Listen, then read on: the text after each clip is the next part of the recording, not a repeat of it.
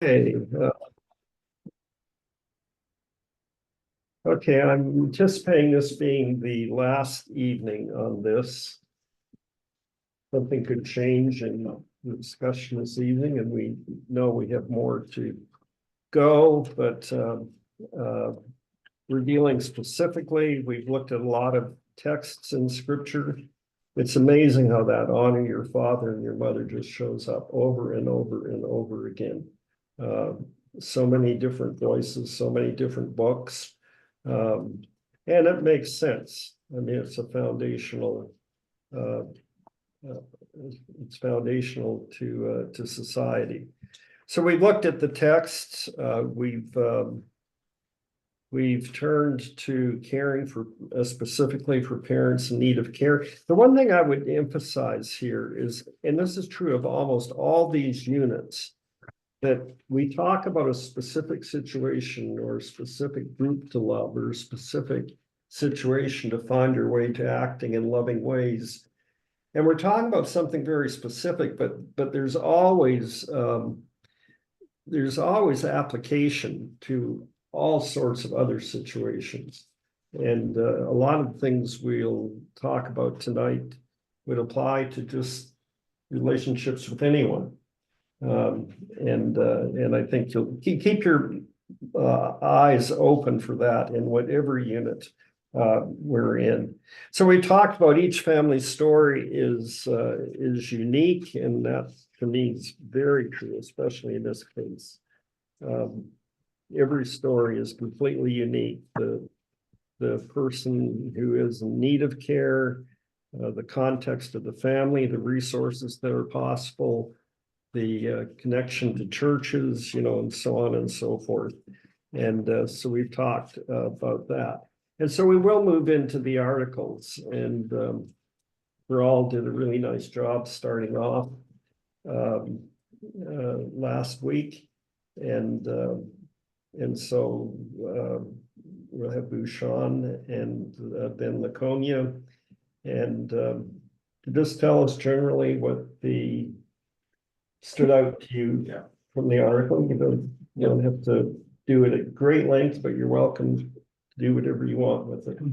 And just be short, but You can go 45 minutes and I'll do the last 5. yeah, that's it.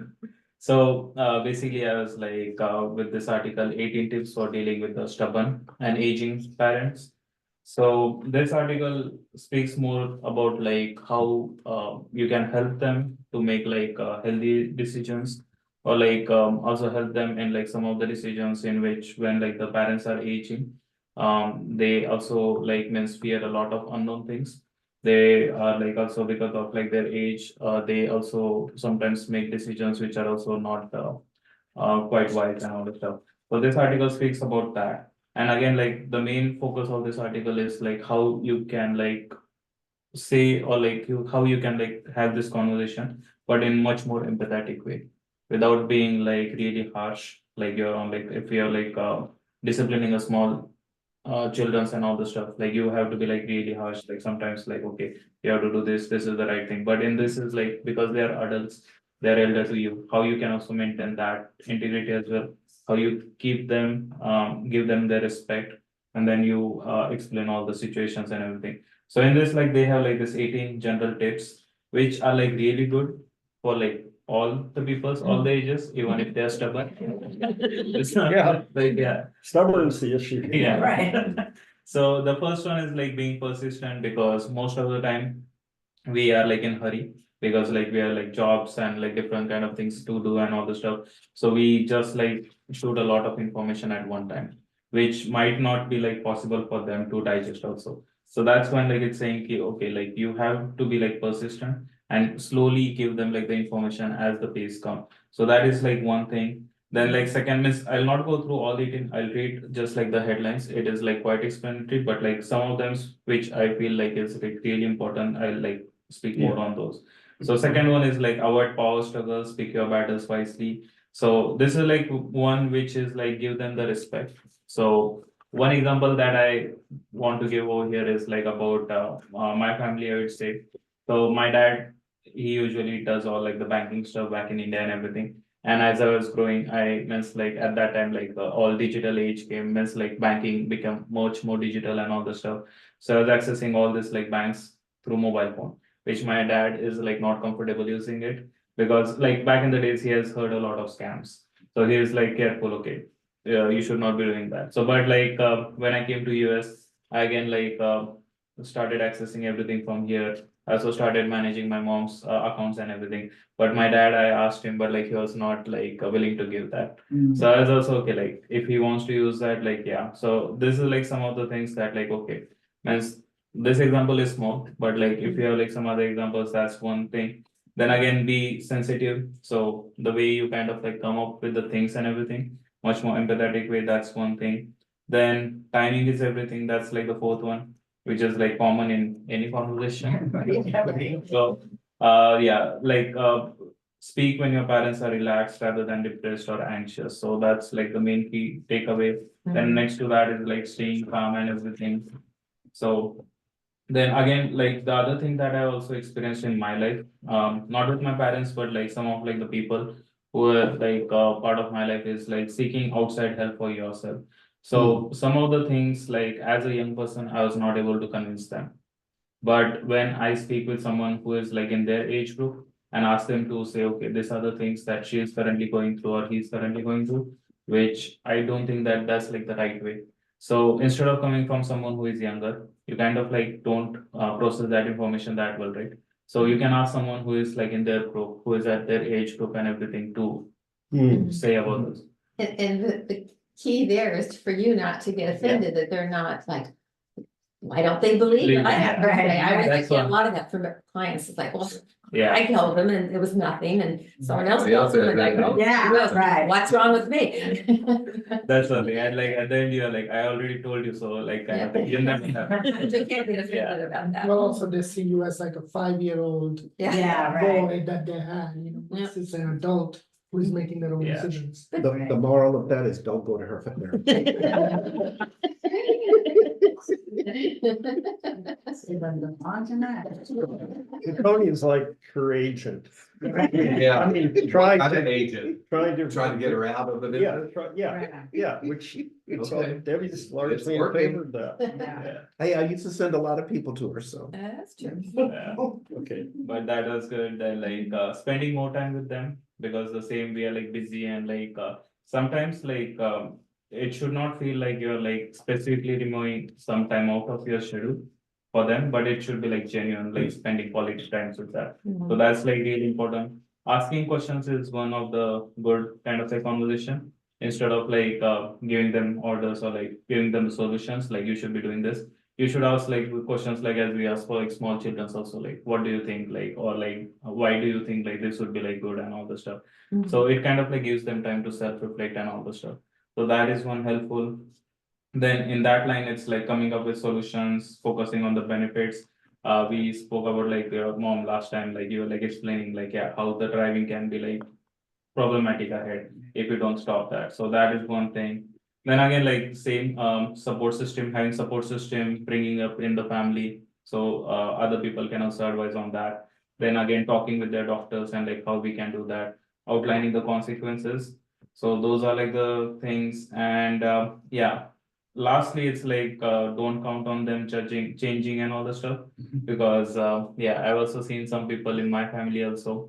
Yeah, they never change until their last day. So yeah, you kind of like can help them in some ways, but they'll ultimately do what they want to do, Yeah. kind of thing. But like, that's yeah, another universal. yeah, that's kind of universal. But as you're going through all these, I'm thinking, that means, Yeah. yeah, When you're sorry, no, it won't be that. It'll probably be a scammer. You should have turned this off. I apologize to everybody for that. It is a plan. It'll be okay. I'm relaxed already. The phone. But it's like they should have an article for people like Gail and I and Sylvia. I think like, how do we not become those stubborn parents? Right, You know, right. like you listen at like, I don't want to be one of those parents. I don't want to be one of those people that make it Mm, really hard for my kids who want to be helpful to me and I just Right. make it difficult for them. Right. Yeah. And I think it's also relationship dynamics, like how you Mhm. grow up and like how it becomes, so. Yeah, Mhm. that's one thing. Yeah. Indian culture, like they would never, no matter like how much you try, they would not see you as an older. Yeah. Son or daughter who is willing to take care of them, like in a sense, like they always wanna be the one in charge. Mhm. They don't like giving that control. Do you think your culture though is much more honorific toward elderly people? What? Like, Values older people Yeah. more than, say, the American culture does. I Yes, mean, it's like respecting the elders is there, mhm, so Yeah. that's there and and. also like not, like if they, let's say I try to convince my mom and she still is unwilling to listen. mhm, I have to leave that alone if I wanna preserve my relationship, mhm. Yeah, because they something. will cut you off. Yes. That sounds American. Yeah. All over. So, but yeah, that's, yeah, I'd say like, yeah, and so pretty much it's kind of like, even if you have kids, Mhm. they'll be still like, you still would be like their son or daughter, so. Mhm. They'll be always like caring for you, so, yeah, and again, yeah, you have to give the respect. Mhm. Yeah. Because if you try to tell them something, they're like, okay, yeah, you don't know anything. Right. So that's the thing, but yeah, so that's like, don't count on them changing, and like the last tools were like, yeah.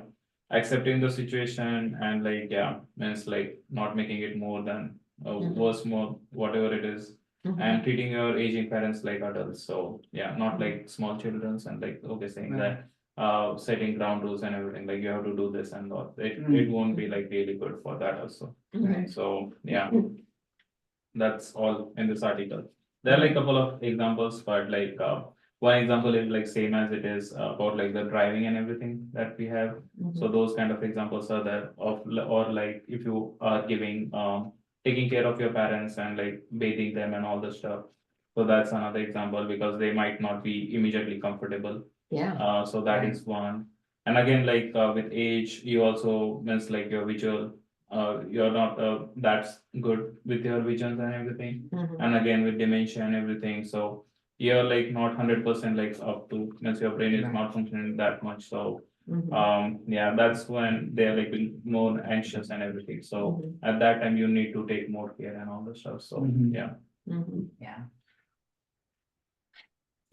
Thank you. Thank you. So Sylvia, are you being a stubborn parent? No, we Well, can't you're hear you. muted. You're muted. I said, I hope not. My parents were so easy to deal with that my father died in his 70s, so he wasn't all that old. But Mhm. they asked me to do it. I was only child, so they were like, I want you to be able to sign checks. I could sign on their checking account. They gave me power of attorney. I mean, they were so easy, and I Mm. never had to have the driving thing because my father was driving fine when he died, and my Mhm. mother also. So I Mhm. never had to have that conversation that I was dreading to have someday. Mhm. And of course, it was hard because they lived in Florida and I lived up here. Mhm. Yeah. But they were always asking me to do, they weren't, they didn't seem to mind asking me, could you take this over? Could you do this? Could you help me with my health insurance? Things like that. They Mhm. were, they were good about that. So I'm hoping I'll be that same way. Yeah. But I don't know. Yeah. Well, that'd be Doug probably more than. Yeah. Yeah, I wonder if it does make a difference if you're an only child, because you have that special relationship with your parents all your whole life, it's just the three of Right. you. Right. And so Yeah. you're like a trusted friend, Mhm. you Yeah. know. Right. As And you're it was growing up, just it's a whole new- understood that I'm going to be the one that does When it. did trust come in?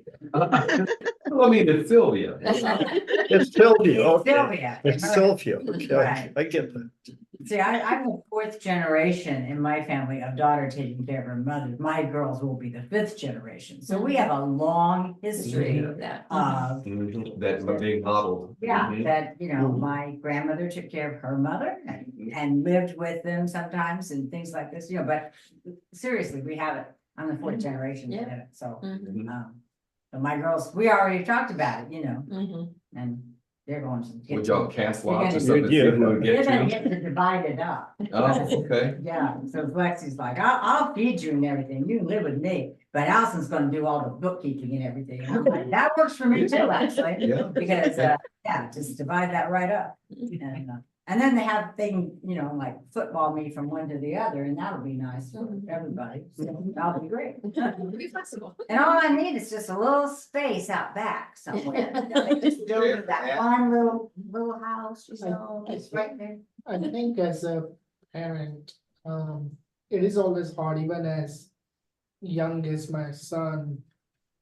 I don't know if it's like a cultural thing, maybe it is, but it's hard for me to imagine myself being what I call a burden on my kid, you know? Right, And I think that's the same mentality my parents have, where they want to live with me, they want to be close by, but they do know that if they come here, they don't have any social security, they don't have any pension.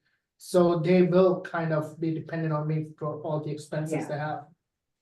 And money goes a long way if it's being sent back home versus being spent right, here. right. You know, so I think with that mindset, it's hard to win. For me to feel like I'm winning, because they're thinking like, hey, we can't be a burden on him. I'm thinking like, I want to be close to them. Then nobody really wins. Right, You know, kind of because they truly want to be close to you too, but they can't right, because well, it'll be yeah, too expensive for you to handle. so So you have a much more complicated. exactly, it's a very complicated situation. So I have yet to figure it out. Well, yeah, And- maybe not yet. Right, when Well, my mother, when my grandmother was coming to live with my mother, they waited a little bit too long. And her health declined because my mother wasn't close to see what was going on. And she would go down like every 2 months or something, but my grandmother let an infection go because she was waiting for mom to come to take her to the doctor. And as it turned out, then the infection grew and she ended up losing her leg because she let it go too long. So, you know, in that way, even though mom was trying to take care of her, if you're, my grandmother was in Texas and mom's up here. And, you know, it wouldn't have gone that way if they'd been close to her. My grandmother had come and lived here sooner. As it was, she had to live here then after she got really Yeah. sick, so, you know. it Most was- likely, like I'm looking at myself mostly giving into their desire to want to be back home if they do really want that. And just sending them whatever help I can, you know, Right. like monthly expense or whatever. Right, But I think it might be better for them because they have much more quality care for a very reasonable price right, back home than Right. compared to here. as long as they're, Yeah. you know, happy. Yeah. So you don't have, like a equivalent of a social security in India, No. just if you save the money, you save some money. Yeah, whatever money you say, well, if you are a government Well- employee, you do have a pension fund, Oh, but okay. government employees are like, in a population of billion, it's not much. You know, Yeah. so, So not too many people. yeah, so mostly on your own. But that also was like up to 2005, so anyone who had joined government before 2005, they get pension. Mhm. But like, yeah, But fine. they started like an equivalent of 401k back home, Mhm. for millennials. Okay. So they are the ones who have been benefited from that then. Mhm. Yeah, so. Okay. This is this class working at its very best. I mean, what we learn about one another, the sense we get of one another in this kind of conversation, Right. so And you're doing well here. Jane, I see you got on when I wasn't looking. It's good to Hey, have you Jane. on. Jane, good to see Good to you. be here. Thank you. Yeah. How are you doing?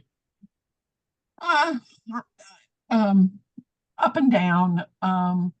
The last couple of days have not been so good, just my own health, but I also was out to visit my sisters. I guess I was gone a little over a week and they're neither one doing very well. So it's really a tough time. And I don't know how long it's going to go on.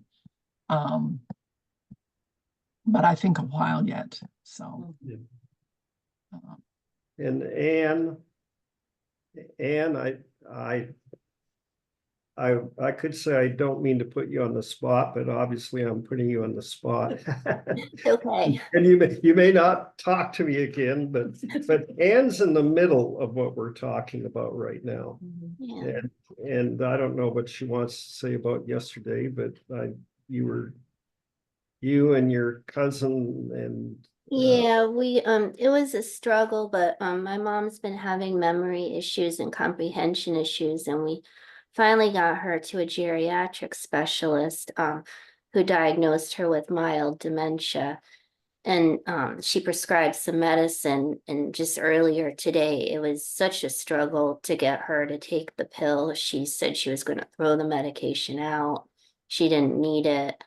Had to get my cousin on the phone, so it's been pretty difficult. She's 93 and she's always been very independent, like self-sufficient woman. So for us to kind of tell her to do certain things, even lovingly, she's not very happy with it.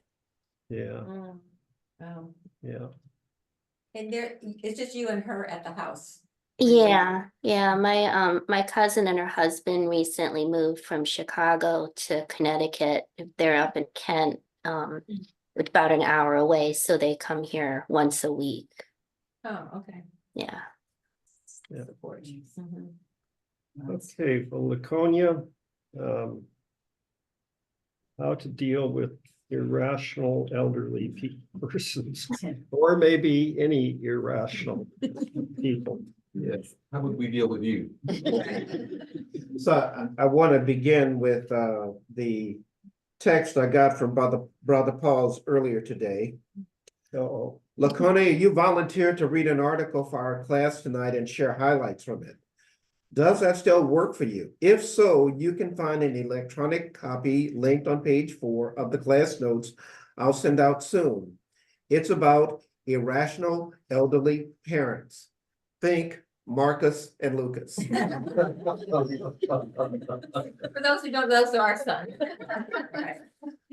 Number one, I'm not thinking Marcus and Lucas, but I will say that there are a couple of touch points. One is I'm thinking, Ann, tonight I didn't know about your mom. But watching Kathy with Joanne,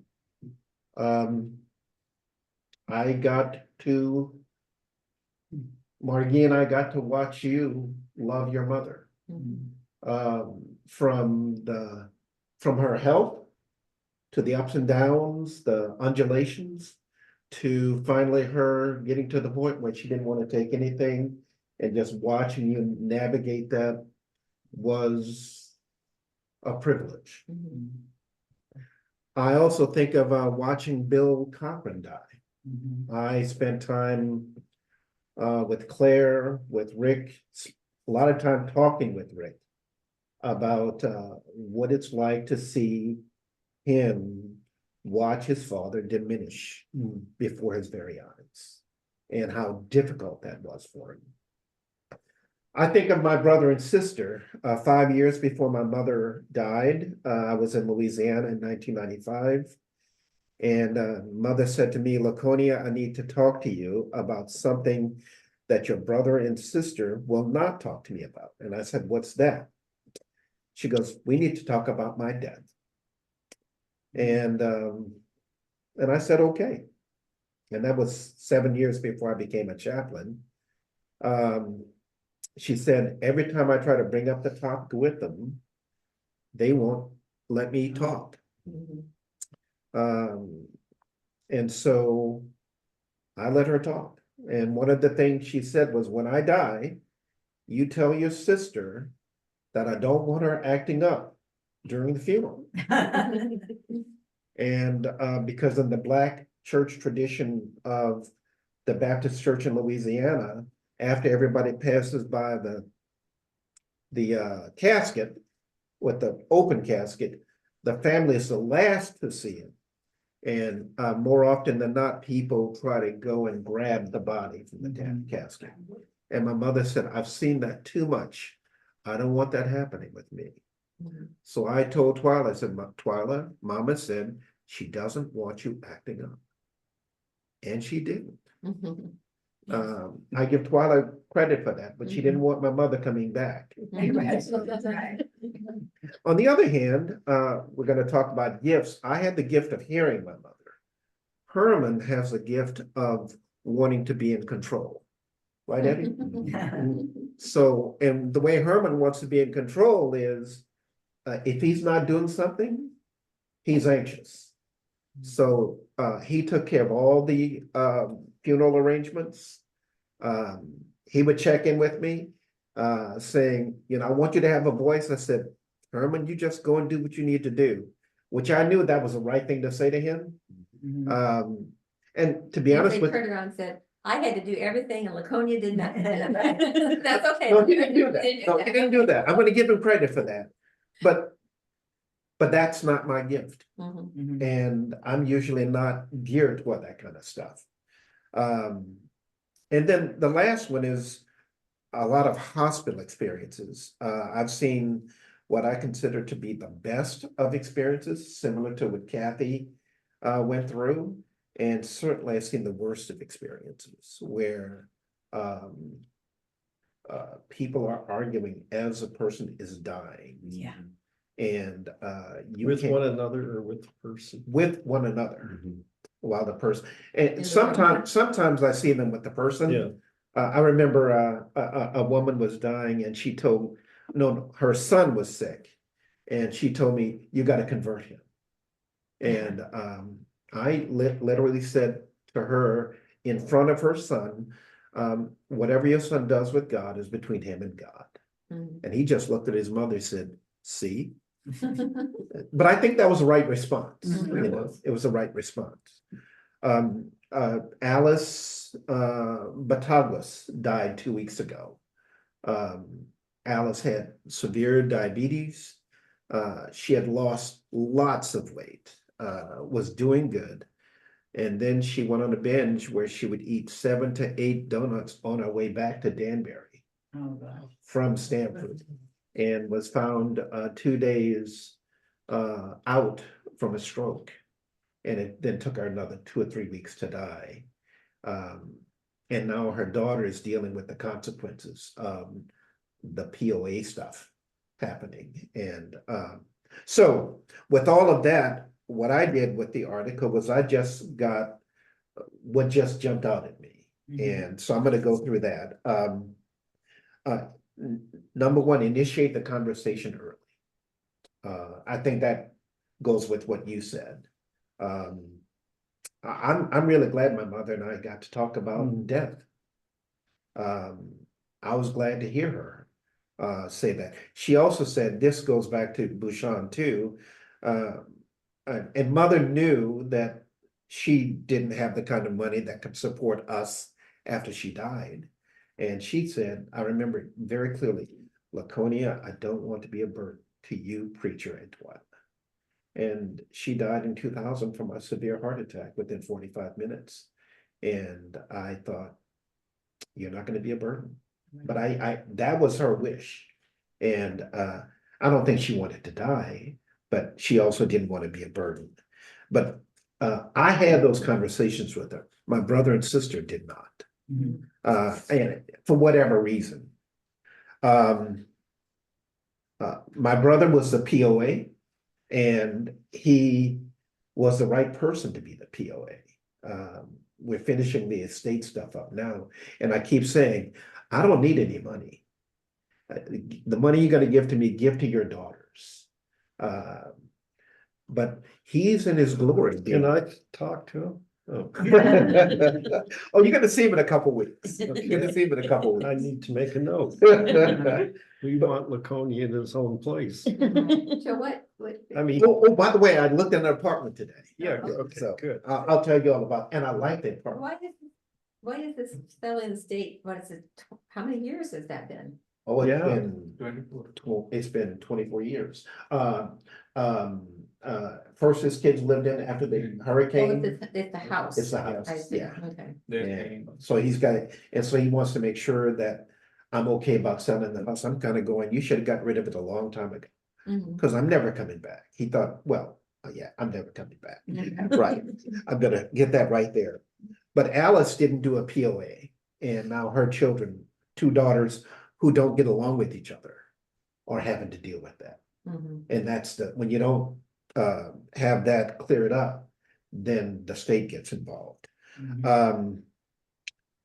I think a key from two keys. One is when you're dealing with the elderly, there's a tension between safety and autonomy.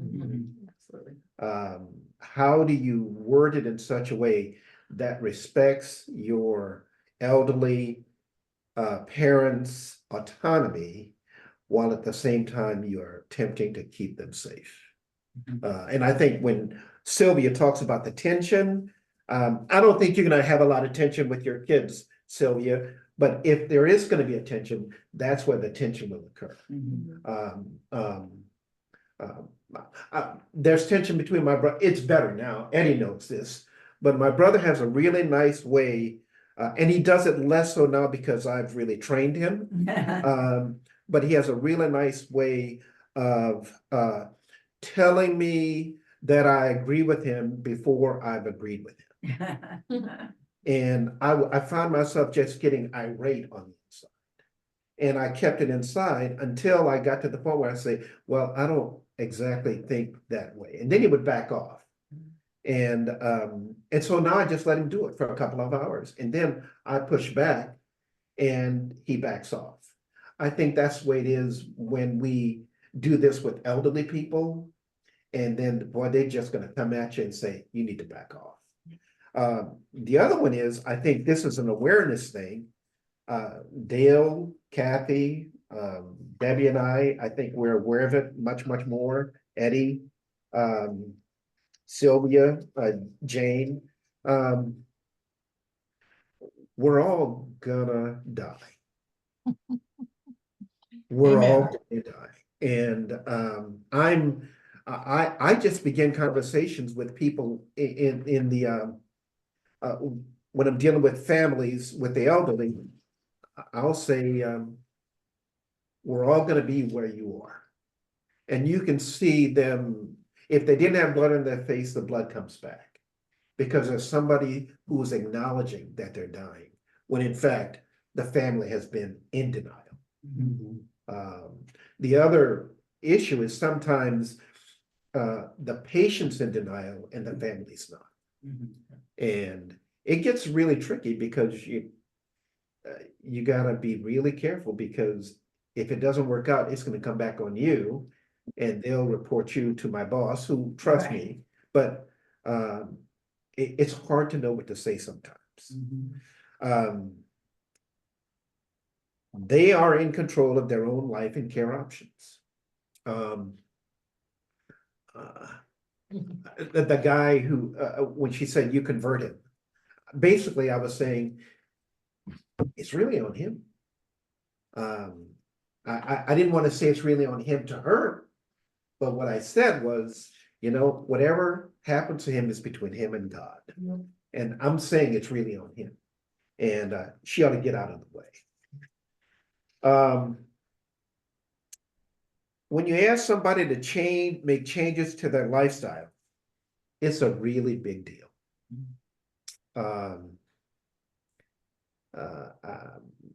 My lifestyle is changing. I'm trying to get back on my exercise regimen kick, because Eddie called me pregnant the other day. And I just want the people on video to know that that is really unchristian to tell anyone that they're pregnant. Unless they really are pregnant. Right. Yes. Oh, I'm never going there, Jane. There's not one exception. But I'm eating salad more. And I'm trying to eat less carbs. And I'm trying to do 30 minutes of exercise every day. Dale has done a really good job of really exercising, and you can tell the difference. And I don't know, was it hard to? Because I think it's habitual for you now. Yeah, I'm not doing, I mean, out walking, Yeah. looking at nature, it's not Yeah. really all that hard, you know? Oh, see, well, all I know is that when I see your pictures on Facebook, Yeah. I'm at peace. Yeah, So whatever you're doing, keep doing it. yeah, Okay, yeah. yeah, I mean, it's, you know, it's a joy. I mean, which was maybe the point is find the thing that brings you Right. pleasure. Yeah, right. Don't deal, and this is not about elderly people, this is with anybody. I don't want to deal with Eddie when both of us are highly stressed. Me neither.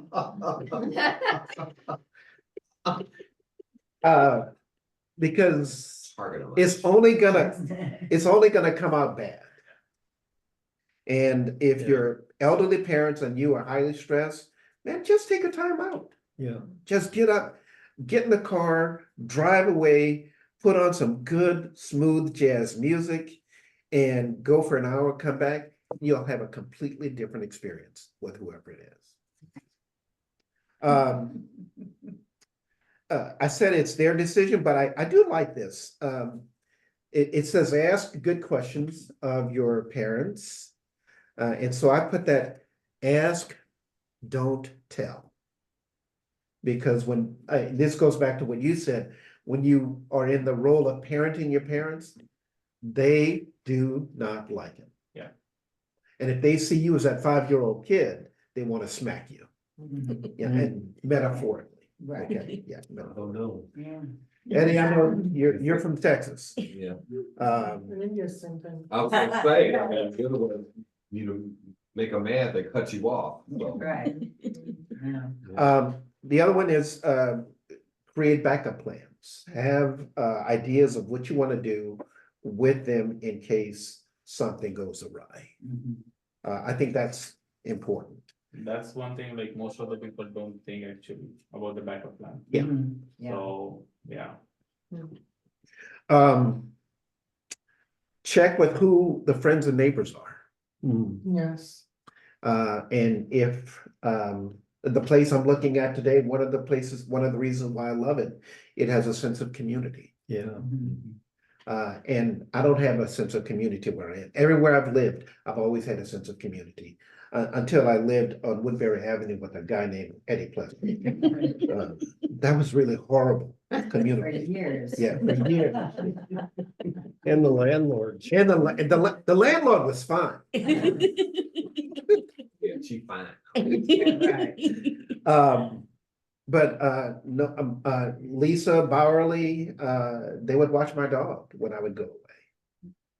I would watch their kids when they wanted to go out for dinner.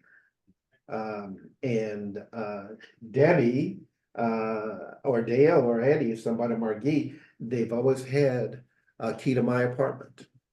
That's important, especially. And when Alice was found, the police were at the door and they were about to bust the door down. I found this out yesterday. And the daughter said, please don't bust the door down. My mother will kill me. And the cops started laughing. And they waited for her. She got there 15 minutes later. The cop said he's never had an experience where he was about to bust the door down, and he knew if he did bust the door down, somebody was going to be in trouble. Right. And that house was Alice's dream house, and she's giving it to her daughters, and she didn't want it messed up. I love that. That's a great story. This one is really key, I think. Allow your parents to see your vulnerability. You're not going to be able to do this with everybody, but I try to tell some of the nurses at the hospital when patients are really prickly and nasty to them, say to the patient, when you do this, this is what it makes me feel. As opposed to, you're doing this. You made me feel this. And Mom, Dad, I'm concerned and I'm fearful of you falling Because I know when people fall at your age level, it's a prelude to a long time passing. And 3 or 4 years ago, I was just happy-go-luckily walking down the elevator, the staircase, and about halfway, I fell all the way to the floor. And I hurt myself a little bit. I hold the railing down. Because I've seen people when they fall and they break their hip or they break their arm, it's really a window into them eventually leaving this world. I don't know if this fits in here now, but I had a conversation with someone a couple months ago. And he was trying to deal with his mother's aging and difficulties coming out of the hospital, setting up someone to live with her. It's just that big transition time. And he was dealing with the safety issue and not overstepping his boundaries and those. And one of the things I said to him, he said, you did, before all this happened, you didn't think about it was your responsibility to keep your mother happy on a day-to-day basis. And it's not your responsibility now to make sure she's happy on a day-to-day basis either. It's her responsibility to make herself happy. And I think by taking away that sense of that, saying it's you haven't now become the person that has to make sure your mother is happy every day. Was like, he said, what? It's not? Well, that's a bird. Yeah. That's a bird. And But you wouldn't actually almost think that. yeah. Yeah, but you didn't think about it before. It's great advice. I'd say the other thing, I think this is really key, is children of elderly parents have to find their own support system. The one question I ask every son, daughter, wife, husband, and sometimes the caregivers is I say, well, who's supporting you? And more often than not, they cry because nobody has asked them that question. Last one I think is very self-explanatory. I love it. It's hard sometimes, but listen to your parents' needs. Listening goes a huge way. Eddie, I think, is going to be good this time. When some of our people have died in the past, Eddie's one of the first people to get there. Absolutely. And almost every time, all Eddie does is just listen. And no talking. When I'm at the hospital, somebody's going through stuff. I'll just say, I have no idea what you're going through, but I'll just sit here. And sometimes that's 5 minutes, sometimes that's an hour and a half. And it doesn't matter whether it's 5 minutes or an hour and a half. If I'm sitting with them that intensely, I'm exhausted, whether it's 5 or whether it's an hour and a half. Because to be that present is just strenuous. So that's what I got. Thank you.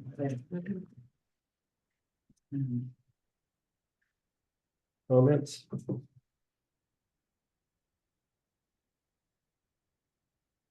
It's a heavy topic. It's good to have a lot of discussion about it, like discuss it with our peers that are going through, with their parents and things.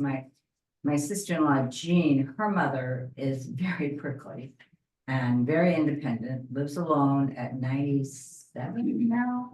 And I mean, it's difficult. And she's alienated a lot of people because she's just difficult to deal with. She's very irrational and difficult to deal with. And so she lives in Iowa. Jean's been in California and now Texas, but she just is difficult. But it helps that she has siblings that they all can talk to each other and kind of, bounce around how to deal with mom. Because the daughter that was closest to her, that physically the mother's just had it with her, and the mother has treated her so abominably that she just had to take a break, because mom is really hard. And mom has a boyfriend online in Greece that needs money occasionally, you know. So they had to like, now I'm impressed that mom at 97 is savvy enough to be online on her iPad with this relationship with this other, you know, but they did have to, you know, put parameters around the bank account because she was giving him too much money, which we don't even know. I mean, probably isn't anybody in Greece, for goodness sakes, and whatever, but that's the sort of thing that's just like making things complicated. She's always complicated. Now they took her car away. Now she wants a golf cart to drive around, which is like even worse, maybe less secure, but. You might do less damage to others, but. Yeah, you right, get a but pretty good access they're a small yourself. town, so they actually could tell her, well, the car dealership refuses to sell you another car because you wrecked two of them, and so they're not gonna sell you another one. And, you know, they kind of, anyway. But I just thought, I'm really grateful that, you know, my mother wasn't that difficult to deal with and didn't, you know, drive everybody away and stuff like that. But it helps Jean to have siblings to talk to have other people to talk to. You just have to talk about the stresses in your life, and she's still working. So, you know, she's got business stresses and then parental stresses, and it's just always there, you know. And she came to visit them for a week, which meant they flew to Iowa, drove back in a rental car or whatever, truck, and then, you know, got back, and then did the other end, you know, took her back to Iowa, flew back. She could use my duster. Yeah. You just strap her in the back like. Yeah, right. But anyway, so be glad if your elderly parent doesn't get on the computer anymore. That's a good thing. I wanted to ask the Konya question. In the case of a lady who had eaten donuts and was highly diabetic, if there was a life insurance policy on her, would the insurance even pay out? Because wouldn't that see it as you kind of purposefully driving yourself towards grave? The answer is I don't know, but I think the insurance would probably go through. Yeah. Yeah. I think suicide has to be more deliberate than that. Got you. Okay. That's Yeah. negligence. It's not, They even see that as someone like an addiction, even. Once you go down that route, you could withhold insurance on almost Almost anything, anybody. yeah. Yeah, so it has to be more of a.